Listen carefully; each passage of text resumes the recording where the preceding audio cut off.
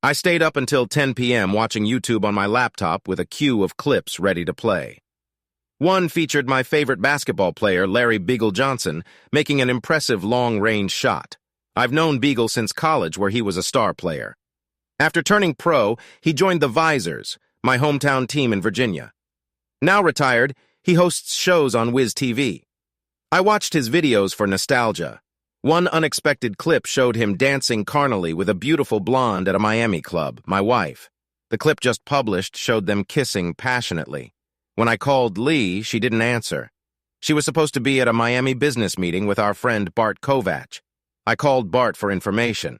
He confirmed they spent 3 days together and suspected they were involved romantically. Apologies were exchanged and plans were made to confront Lee. Bart suggested she might still be at the hotel, just in a different room. He also mentioned that Beagle lived nearby. I don't want to discuss this with her. If she asks, I'll explain. Fair enough. Talk to you later. Lee and I first met in college during our 20s. It was in our penultimate year during math class. Walking in, I noticed her drawing in her notebook surrounded by shy, nerdy guys. I decided to sit next to her. She joked about the lack of competition, and we hit it off. I'm not a typical nerd. 1.73 meters tall, 68 kilograms with brown eyes and hair. She seemed intrigued by my confidence. I introduced myself as Lee Martin. She jokingly remarked we wouldn't need to change monograms if we married. We laughed as we headed to the student union. Lee was a stunning 6-foot-tall blonde with green eyes, an average figure, and a smile that captivated me. I said, "You must have been surprised when none of the guys in class sat next to you." "Thank you. I was surprised. I have to fend off guys. You exploited my insecurities, and now I can't dissuade you. I have another lesson in 20 minutes, but I'd like to invite you to dinner. Maybe tonight, since we're in the same class, we should get to know each other better. No dinner." "Sorry, I have a boyfriend and he won't like it. I had to try." "Well, I hope to see you again." "Me too. I like you. At least we'll see each other in class." We met in class twice a week, tackling the tough subject together. One day I asked her about a problem and she explained everything. After class, I asked about her experience with the course. "No, I'm good at math and you. I need it for my chemistry major, but I struggle. Maybe you could give me some advice. What, is this a joke? I have a boyfriend. No, I respect that. I just need help. We can meet at a diner and go over subjects as if you were my tutor." "Fine. Diner at 4? Agreed." During our diner meetings, I got to know Lee much better. We hit it off discussing topics beyond mathematics. One day, a large guy approached our table where our books lay. Lee introduced him as Rashad, her boyfriend. We shook hands. Rashad was a medium-built black man, around 5'8" and 100 kilograms. We closed our math books, and Rashad asked why I was taking the class with Lee and the nerds. I explained I needed it for my chemistry major and programming. We then discussed why certain majors required unrelated courses. Rashad revealed his interest in physical training, aiming to become a high school teacher or pursue hockey professionally. Lee aimed for a business career, drawn to the idea of making money. As the semester progressed, I saw more of Lee. I invited her and Rashad to dinner at my off-campus apartment, along with Rashad's neighbor, Stephanie. Dinner went well, with fish stew, spinach salad, and dessert. Lee and Rashad left after playing bridge, surprisingly enjoying the game. Lee and I won, bonding over her unique bidding system. Stephanie stayed the night, but we both understood our relationship was purely physical, as she had a boyfriend back home. That evening proved pivotal when Lee invited me to a backup bridge tournament at the Army baseball field. I agreed, unaware of the unfolding drama. 2 days after our dinner, I spotted Stephanie and Rashad entering our building together.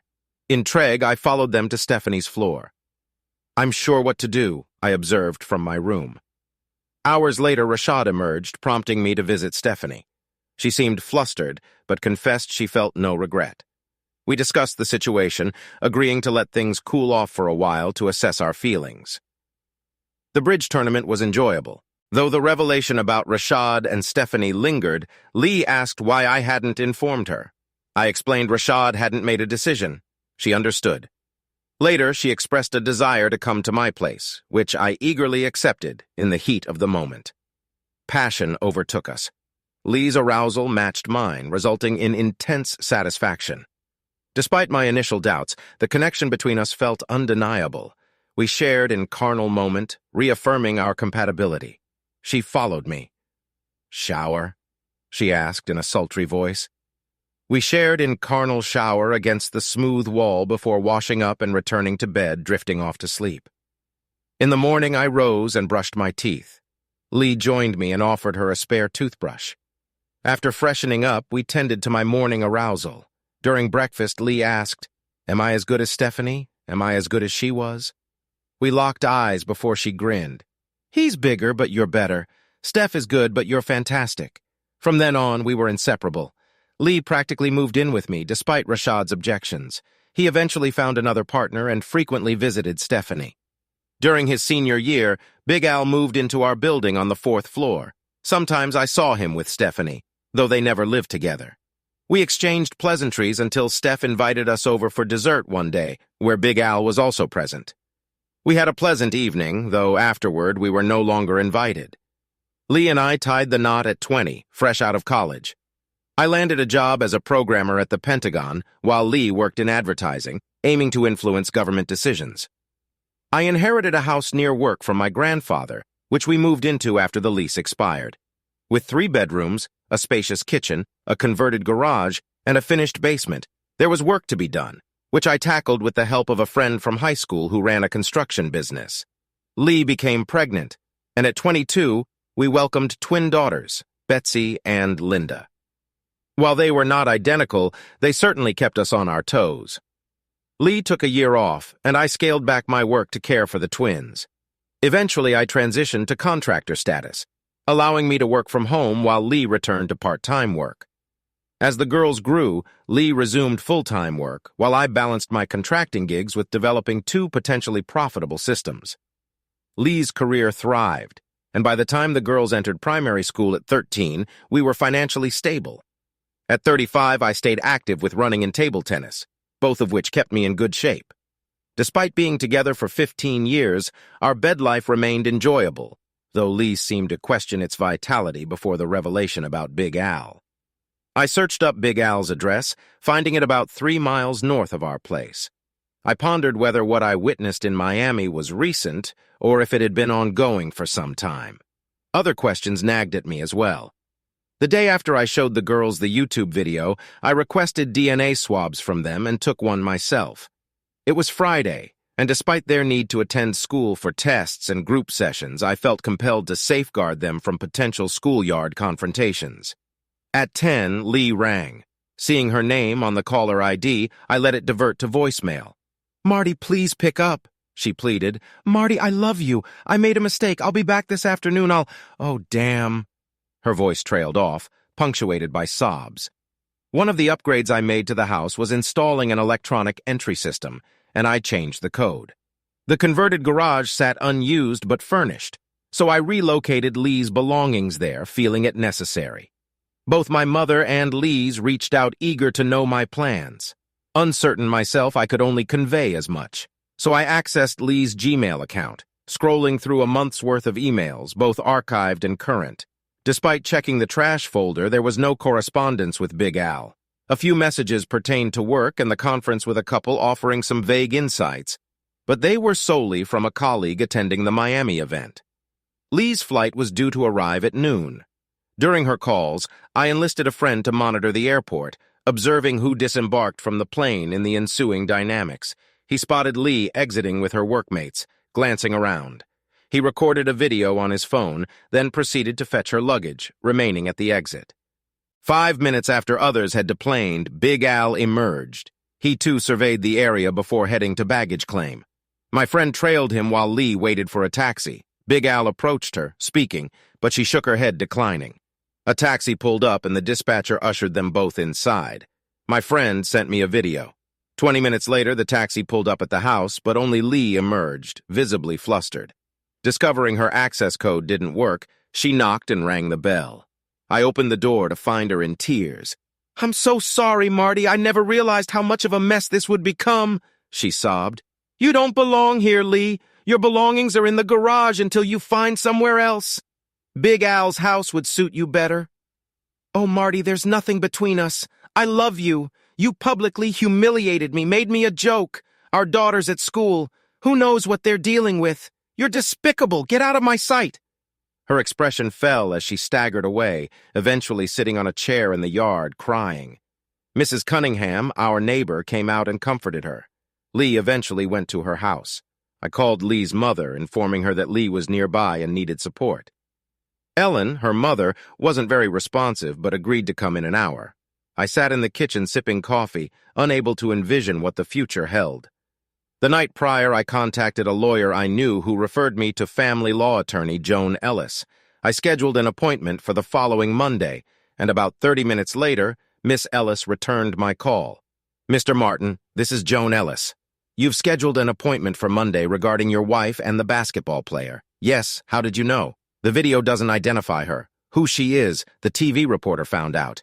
Big Alice making headlines, especially in the gossip columns. I figured there was no use delaying until Monday. Can you come tomorrow morning, say at 10? "Yes, at 10. Please provide me with a brief overview of your relationship with your wife and with Mr. Johnson if you're acquainted. I'll also need financial statements if available." After wrapping up our conversation, she cautioned me against impulsive actions. As I hung up, the phone rang again. I answered automatically. "It was Big L, Marty. I'm calling to try and apologize to you. Freak you. I'll do everything in my power to make your life miserable. Idiot. Wow, it's not just me, but her too. It just happened. I was happily married to her before she went to Miami. We have 2 kids. You're a complete prick if you see me run." I said it calmly without yelling. There was no hint of emotion. There was a long pause on the other end. Then he hung up. But now I had his number. I accessed our phone account, checked the call log from Lee's phone, noting L's number. I only saw him after her arrival in Miami. Also, twice I couldn't access today's calls. I assumed their meeting in Miami was unplanned. Checking the Wiz schedule, they had an afternoon game in Miami on Wednesday. Big Al was the MC, so he was there on business. The doorbell chimed, and I peeked out to see my parents and in-laws. Lee's was nowhere to be found. I ushered them in and offered drinks, which they declined before taking seats. Standing at the entrance to the living room, I addressed my mom, Lacey, who responded first. "We had a brief powwow on the street. We wanted to hear your thoughts," she began. I believe I let out a quiet yet distinct sob, straightening up as I looked at my mother. I guess she sensed my despair at that moment. Later, she mentioned that my gaze conveyed such devastation, melancholy, and pain that she couldn't fathom how anything could be reconciled. My dad inquired, "Is there a chance you could talk to Lee's?" she asked when we were there. "For what? She won't have anything to say. She shattered our family. And it wasn't just one night. 3. She didn't even try to conceal it from her co-workers." "And now the whole world knows," I replied bitterly. Ellen interjected, "I know she messed up, Marty, big time, and she acknowledges that. But you have daughters, and you've loved each other for years. There's a lot to salvage if you can. I don't see her as my wife anymore, and I never will. She's the mother of my kids, and that's it," I asserted. "You're hurting right now. Your pride took a blow. You need to get past it. Your marriage can't end over a few days," Ellen reasoned. "Ellen, I respect and care for you, but your daughter has caused irreparable injury. Please don't push for reconciliation." "It's not happening," I insisted. She raised her hands in surrender, and I continued. "You all need to think about what life will look like post-divorce or when it's finalized." My mother burst into tears. "Just give it a few days, Marty, just a few. Your dad and I can take the kids for the weekend. Let's take them to the lake," I agreed. And right then, the girls got off the bus. They raced to the door, but with the code changed, they had to knock. They were surprised to see their grandparents and eager to share about their day. It wasn't all bad. Betsy mentioned her friend Sharon Davis, who had asked about the video. Linda didn't know much, and I filled them in. "We'll talk about it later," I reassured them. They weren't too upset. Linda asked about her mother, and Ellen explained she was next door. The girls were worried but keen to see Lee. We sent them off to pack, though I was against them seeing her. The others felt it necessary. Since their bags were packed, Ellen fetched Lee and they waited on the porch with their grandparents. Lee and Ellen approached. The girls didn't rush to her. They simply waited. From my bedroom window on the second floor, I could see and hear everything. Lee knelt before the girls, and they embraced. "Mom," Linda queried, "what did you do? How could you be with that guy?" Her last words came out amidst sobs. I made a terrible mistake. I need to understand why, but I still love you girls and your dad very much, Lee responded. Betsy, the tougher of the two, was unimpressed. If you loved Dad, you wouldn't have done this. You let it all happen on video. How could you? Tears streamed down her face now. Lee began to cry. I'm so sorry. It's a shame. It was a terrible mistake. Lee hugged Linda, but Betsy pushed her away. Lee stood up and fled to her father's car. My parents ushered the girls into their van, and everyone went their separate ways. I remained seated on my bed, stunned and sorrowful. Then rage consumed me. Anger surged through my veins. I thrashed and screamed. Finally, I descended to the basement and began pounding on the punching bag, each blow directed at Larry or Lee. Exhausted, my hands were red and raw. I resolved that they both deserved suffering, no matter what. Pretending to my injured hands, I had a nightcap and retired to bed. Sleep eluded me for a while, but eventually it claimed me. The next morning, I went for an intense, lengthy run. Then I gathered my financial documents and headed to the lawyer's office. Joan Ellis turned out to be a woman in her 40s, slender with dark hair and eyes, dressed casually in jeans and a sweatshirt. We exchanged greetings and proceeded to the conference room. I'm a bit underdressed. Sorry, it's Saturday and I did some yard work. She apologized. No problem. You look great, I reassured her. She smiled and led the way. I began.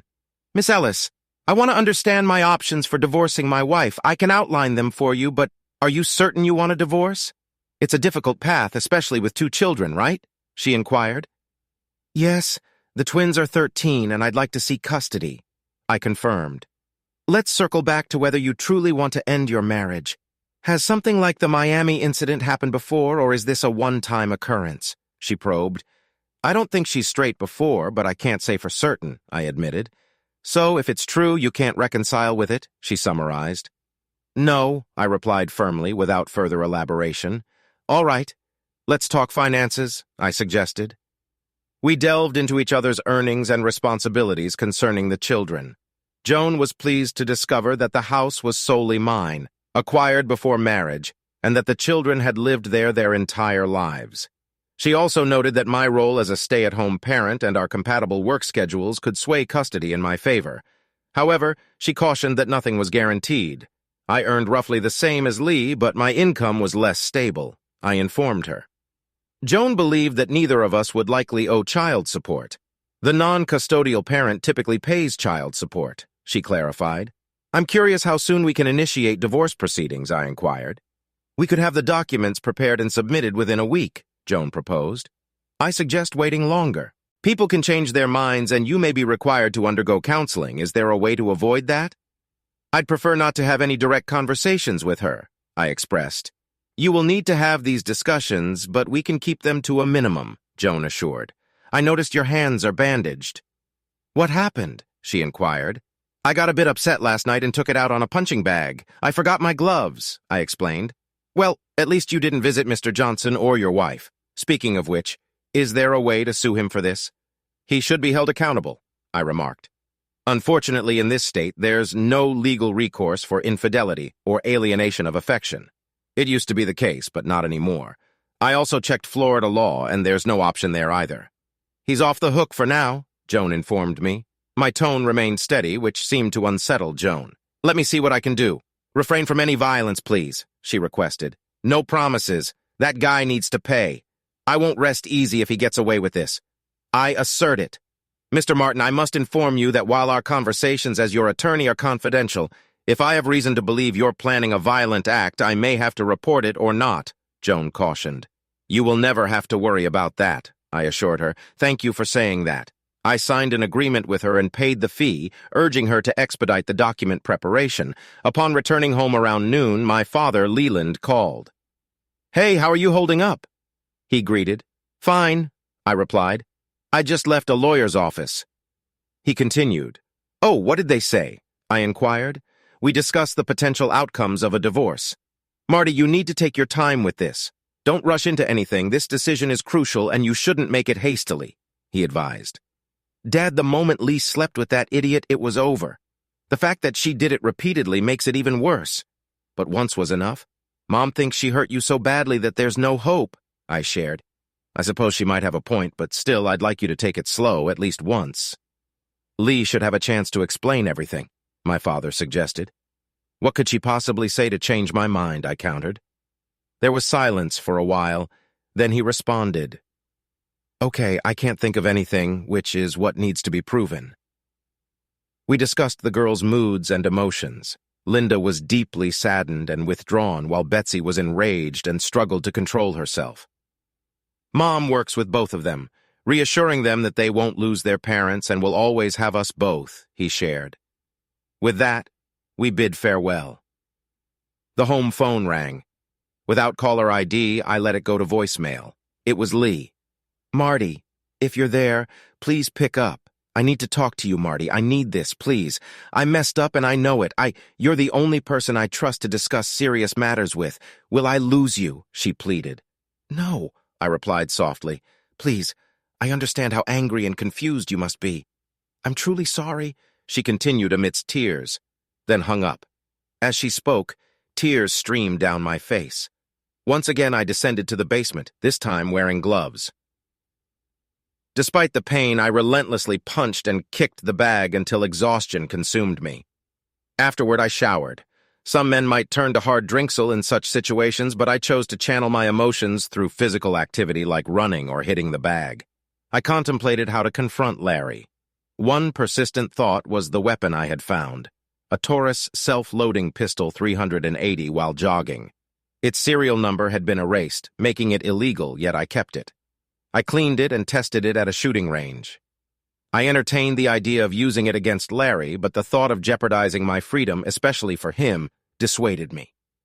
I pushed aside such thoughts, realizing it wasn't the time for a conversation with Lee. However, the mere thought of facing her made me feel sick.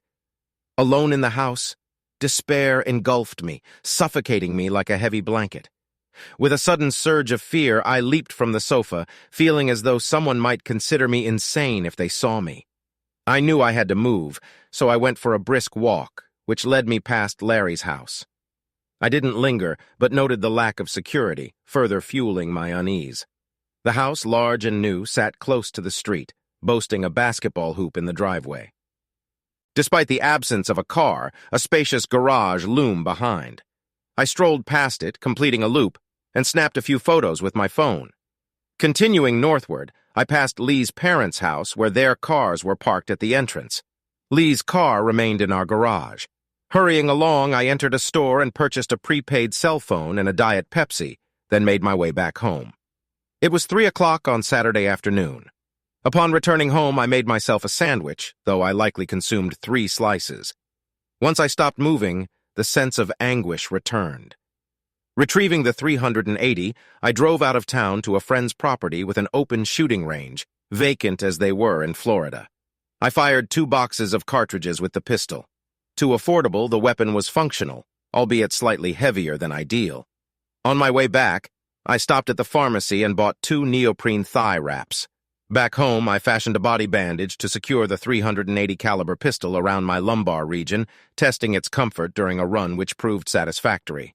My cell phone remained off all day, ignoring emails until I powered it on. 11 voicemails awaited me, along with around 20 text messages and numerous emails from family, colleagues, and friends, all urging me to reach out. Among them were messages from Lee, Ellen, and my mother, all echoing similar sentiments of needing to talk. However, Milt's messages stood out. In the first, he apologized for Lee's actions and for his failure to raise a responsible daughter. In the second, he proposed a conversation away from women. I dialed him, but it went to voicemail. I refrained from leaving a message, yet he promptly returned the call. Marty, I needed to clear my head with a walk. What's going on? I saw you wanted to talk, Milt. Can we meet somewhere? How about Raymond Park near the hops court? All right. In about 30 minutes. Sounds good. I donned my jeans and slipped the 380 into my pocket in case I encountered Larry, who lived half a mile from the park. After a 10-minute drive, I arrived early, finding Milt already there. We exchanged handshakes and settled on a bench beside the court. I wanted to make sure you're all right. Helen and your mom's words had me worried, Milt began. I'm not all right, Milt. I feel worse than ever, I confess. Well, I recall how I felt when my mother passed. It took me a year to recover. I just kept working day after day. That's what you should do too, he advised. Easy to say, but damn hard to do. It's only been a day, I countered. If it's any consolation, Lee is nearly catatonic. She hasn't eaten since arriving at our house and she's barely said a word. We're considering getting her help, or maybe you. Oddly enough, you seem to be holding up better than her. Maybe it's the guilt she has it, but you don't. Milt observed. I'm sorry to hear that, Milt, because the twins will need her. Need their mother, I expressed. I don't understand why she is so amazed, because she did everything openly. Did you really think that no one would know? That I wouldn't know? I cannot believe it. Sooner or later, even. Even without YouTube, one of her employees, some of them my friends, would have caught wind of it. I don't think she was thinking straight at all. I think she may have suddenly found herself in a strange situation, away from her family and being stalked by a celebrity.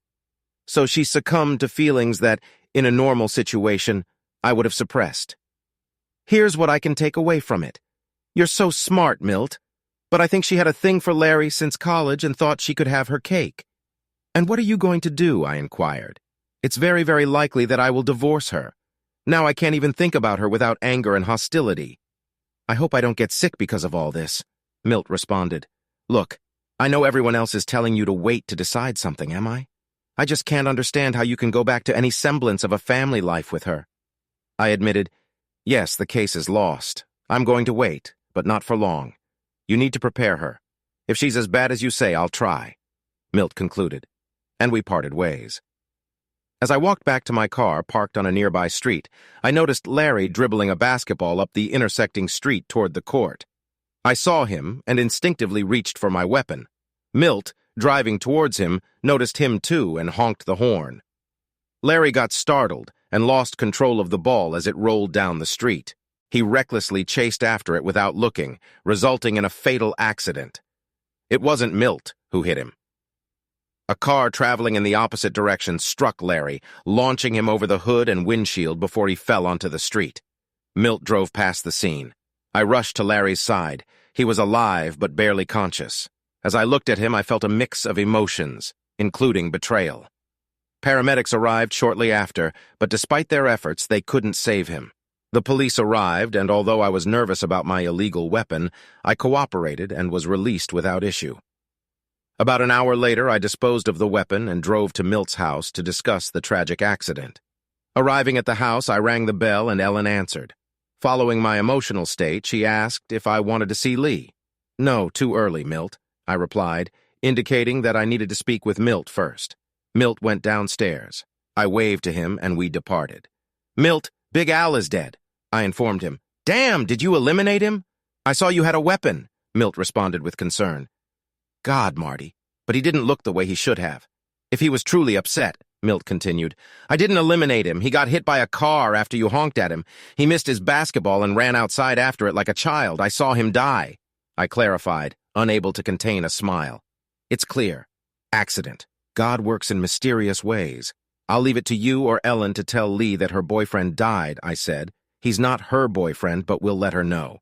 I guess it'll be all over the news, Milt replied. Certainly. How is she? I inquired. She's not good. On the contrary, you look upbeat, Milt observed. I even felt deceived when he died. But then I saw this as a saving grace. Marty, I want to save my daughter. I think she's heading into the abyss. I know she screwed up, but I love her and I want her to have a life. Therefore, I ask you if you see a way, at least do not interfere. Maybe later you can lend a helping hand, Milt requested earnestly. It's a difficult request, but I ask Milt. I have to think about this. If we talk to her too soon, I won't be able to help. You have to keep her away from me. Let me think it over. I'll try to find a way out, I promised. Congratulations on escaping homicide, Milt remarked with a chuckle as we laughed and returned to the house. I left by car that night I slept. The girls called me and we had a good talk. Then I just went to bed. On Sunday, I became depressed again. It was a nice day and I had nothing better to do than think about the state of my marriage. No matter what Milt said, I knew Lee and I could never be together again. This made me sad, but it is true. I did another long run, walked down to the shopping center along the river and returned home. I showered and went to see my parents and kids for a Sunday picnic. The twins were in a better mood. They had a conference call with Lee, who must have perked up because she was encouraging them. I wondered this. Mom said there was no mention of Big Al, Lee's infidelity or Larry's pass away, only talk about school. He told the girls she would see them as soon as she got better. I had a good time with my parents and girls. While they were in the pool, I told my parents that I saw Big Al get hit and die. They were shocked. My father said, "You didn't have anything, you know." No, it's a coincidence. I was in that park with Milt talking. He just drove off and Larry got hit. He rushed outside to get his ball. Fine. Well, I can't say I'm sorry. May the Lord have mercy on his soul. He changed the subject. Joan Ellis called me on Monday. First, I wanted to know how I felt about Larry's pass away. She didn't know I was there. My name was not published. I told her the whole story, and she was amazed, maybe a little suspicious. I know that if I were her, I would be suspicious too. She then said that the documents would be ready on Wednesday and asked me to let me know when I wanted them to be served. I told her to wait a little because Lee was in bad shape. I made a promise of sorts to Milt. The kids decided to go to school. Even though Big Owls passed away and his outbursts the week before were big news, I was left alone and decided to work. Working half a day for the Army for 2 or 3 hours. I went about my business. Then I picked up the girls from school.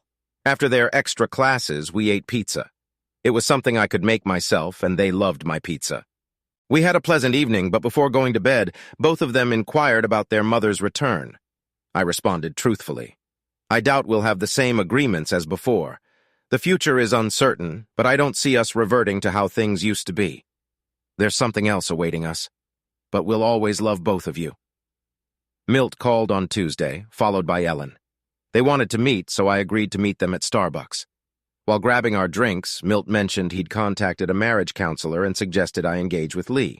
Ellen added that if we proceed with divorce on the grounds of infidelity, the court would likely mandate counseling anyway. Okay, I replied, but I won't deceive even if we dive into this and explore deeper. I still doubt it'll benefit her. Ellen reassured, "We're not asking you to deceive, just take it slow. Listen to the psychologist communicate with Lee. Otherwise, she may face significant challenges. We didn't disclose that you were present during Big Al's accident. The first session was scheduled for the following Monday at 10 in the morning. I arrived punctually, preferring not to wait in the same room as Lee. The consultant was Sylvia Price, a psychologist and certified marriage and family counselor, a woman in her 50s, slightly plump but amiable.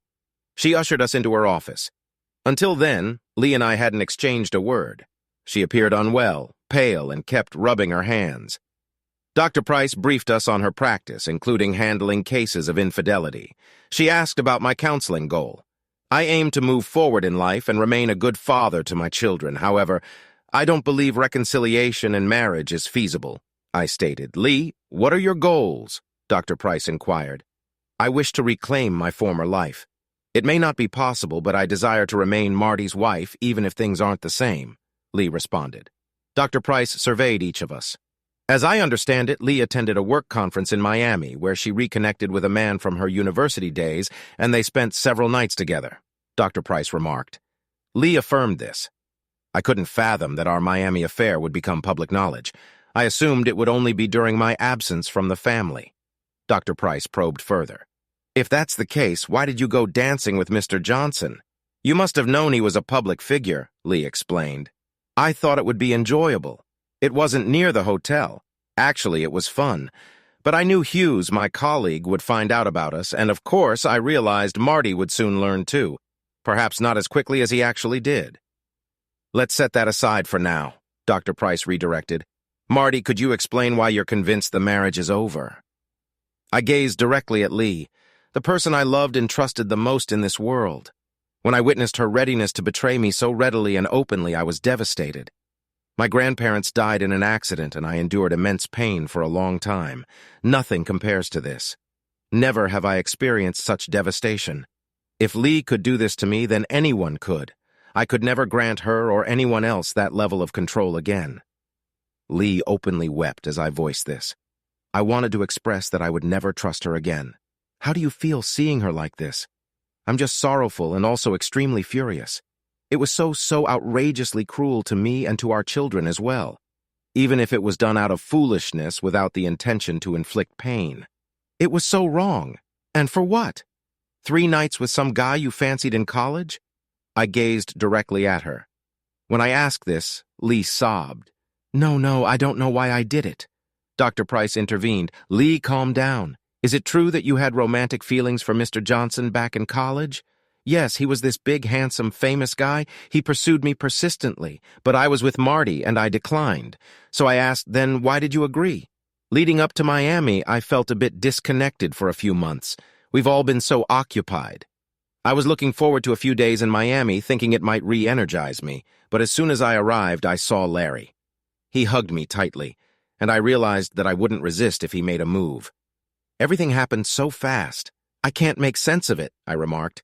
We had amazing love-making the night before you left, didn't we? Or were you just pretending? No, it was genuine. It kept me tingling throughout the flight. Damn, I feel awful. Lee began crying again.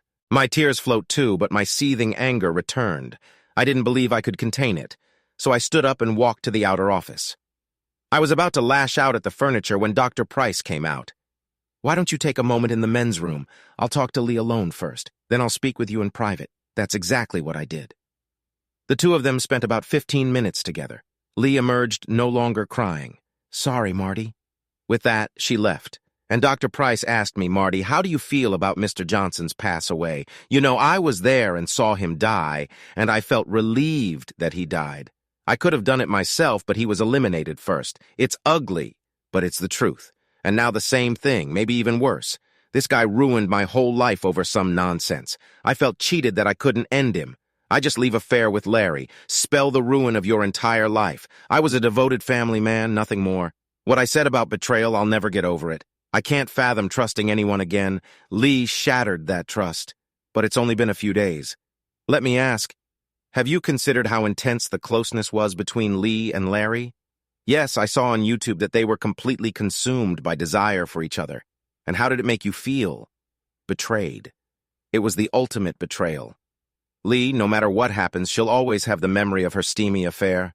If we had stayed married, I'd always suspect she was thinking of him during our carnal moments. You know, I want to erase that memory for her, and I fully intend to.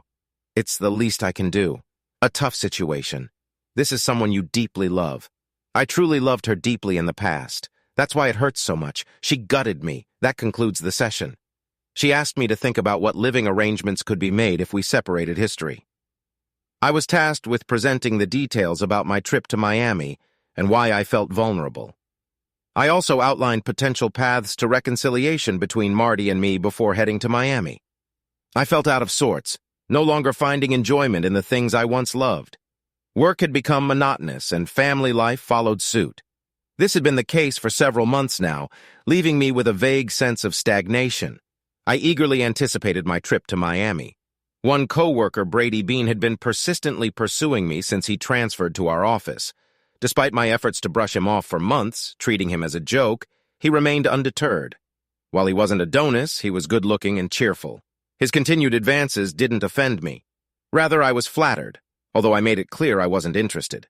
However, I knew I had an effect on him, which bolstered my ego. I entertained the idea but never intended to act on it, considering it too risky, even if he were exceptionally attractive, which he wasn't. However, at our hotel check-in, Larry appeared. He was undeniably attractive. His enthusiastic hug caught me off guard, and I realized he could seduce me if he tried. He seemed to understand this, too, because he wasted no time. Taking me aside, he asked if Marty was with me. When I said no, he informed me he had a hotel room until Friday and expressed his desire for me. Convinced I felt the same. I agreed to dinner with him. I can't fully explain why I succumbed so easily, feeling like a fool.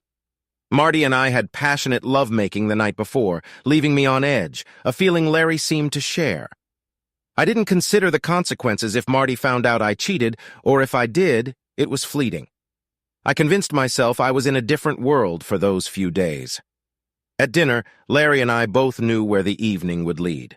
We skipped dessert and went straight to his room. He pulled me close and we quickly shed our clothes, consumed by desire. There was no time for foreplay.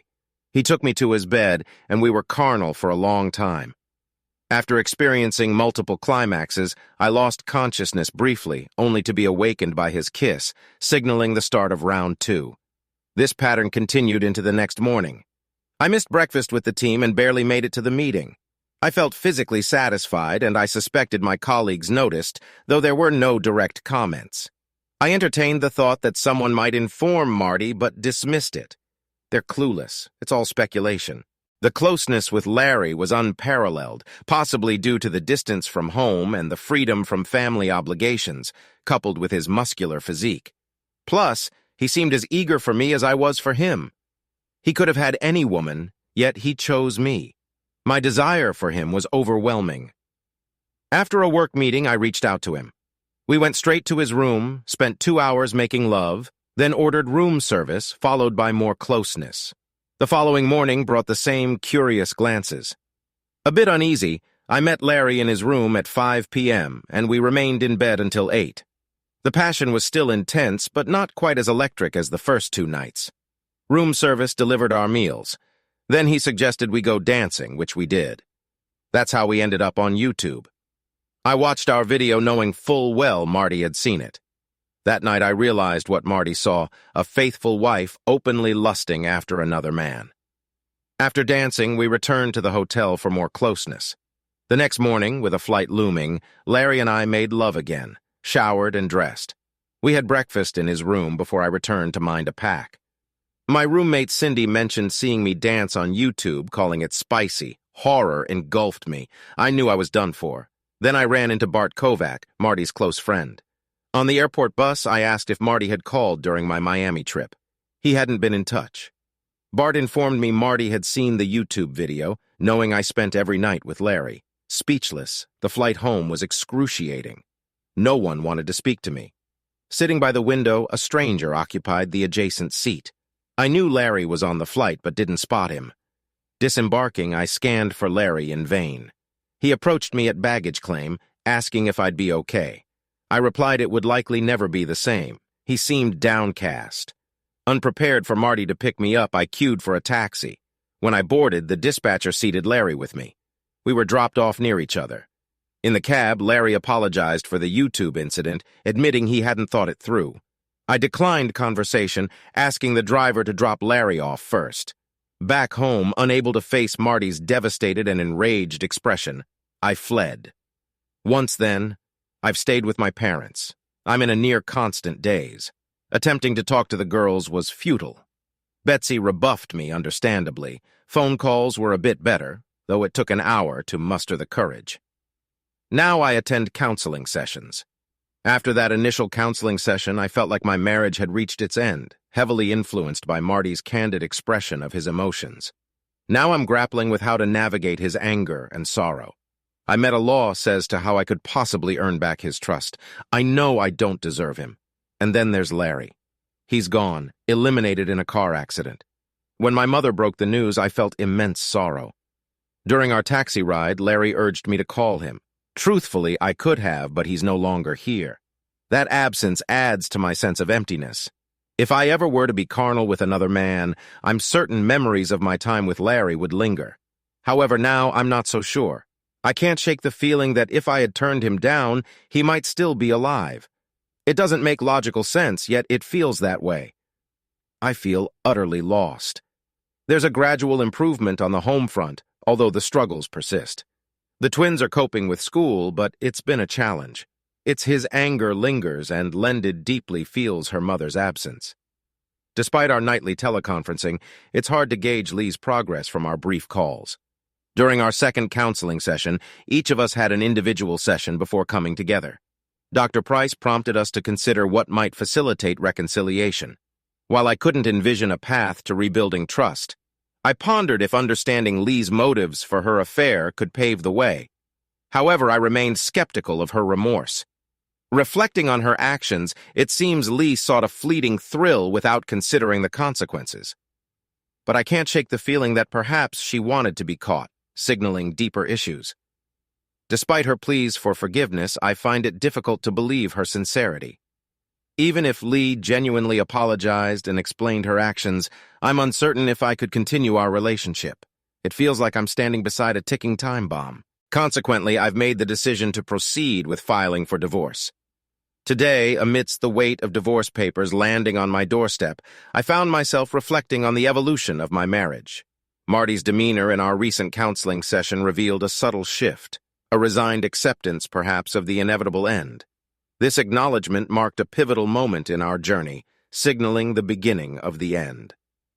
As I returned to the workplace, the atmosphere was chilling, with colleagues casting judgmental glances, and even Brady Bean distancing himself, a stark reminder of the fallout from my actions. Consulting with my lawyer, I navigated the murky waters of custody arrangements, grappling with the reality that Marty's primary role as the homeowner would likely grant him greater custody rights. Despite the emotional turmoil, I opted for transparency, confessing my infidelity to expedite the legal proceedings. Remarkably, neither Marty nor I harbored animosity over financial matters, a testament, perhaps, to the deeper wounds our marriage suffered. Reflecting on my affair, I couldn't help but feel a sense of detachment from Larry's role in it. While I acknowledge my own culpability, I also recognize his part in the betrayal. Dr. Price's probing into my behavior hinted at an underlying desire for excitement, but the reality is far from liberating. Instead, I find myself grappling with a profound sense of loss and emptiness, manifested in my waning appetite for both food and closeness. Despite the allure of a potentially freer existence, I'm left feeling adrift, disconnected from the social scene, and disinterested in the advances of others. As I navigate this tumultuous period, I'm left pondering the duration of this melancholy, wondering when or if I'll find solace amidst the wreckage of my shattered marriage. Today, the divorce proceedings reach their conclusion, granting me primary custody of the twins, while Lee will have visitation rights every other weekend, 2 weeks during the summer and during Thanksgiving or Christmas. Despite the separation, we've maintained semblance of routine for the girls, ensuring they receive 2 gifts for each holiday, with the Christmas haul potentially expanding. Our living arrangements mirror the past 6 months, with Lee residing a mere 2 miles away in her own apartment. I've extended an open invitation to Milt and Ellen, who frequently visit, ensuring they maintain a connection with the girls during Lee's weekends. As for my personal life, I've cautiously dipped my toes into the dating pool, casually socializing with divorced acquaintances, including 3 women from our former circle of friends. These encounters are lighthearted, typically consisting of dinners or bowling outings, underscored by a clear understanding of my reluctance to commit to anything serious.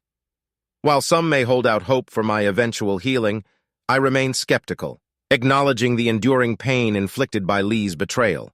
The mere thought of her with that other man still haunts me, a wound that refuses to fully heal despite my best efforts to suppress it.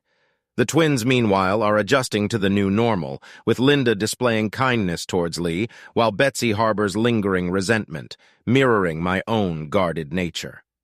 This dynamic remains unspoken between Lee and me, as communication between us has dwindled to a minimum, driven by my desire to minimize painful encounters.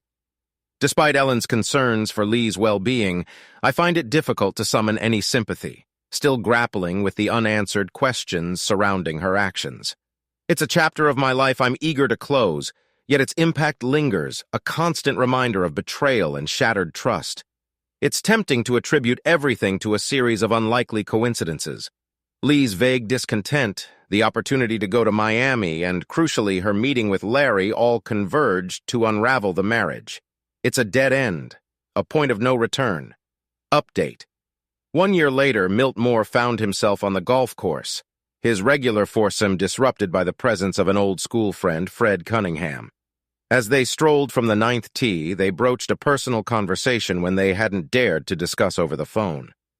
"How are you holding up these days, Fred?" Milt inquired. "I'm managing." Fred replied, his tone tinged with resignation. "I decided to confront it head-on. I followed him from his house, just as you suggested. It was also routine, his Saturday afternoon golfing ritual, even after retirement. It was a shock to read about it in the papers.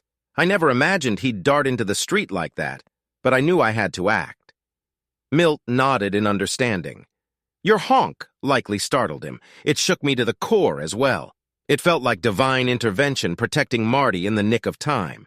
But seeing him die, witnessing it firsthand, I was stunned. I called emergency immediately, and Marty, He was right there. It left me questioning everything. I knew Marty carried a weapon, Fred admitted somberly. I feared he'd take matters into his own hands eventually. He had a right to feel cheated, but did Larry deserve to die? It's hard to say. What's clear is that Marty and the girls deserve to live. As did Lee, it's a heavy burden to bear. Their conversation trailed off, unspoken words hanging in the air. They walked in silence, side by side, each grappling with their own thoughts, a silent acknowledgement of the weight of their shared secret.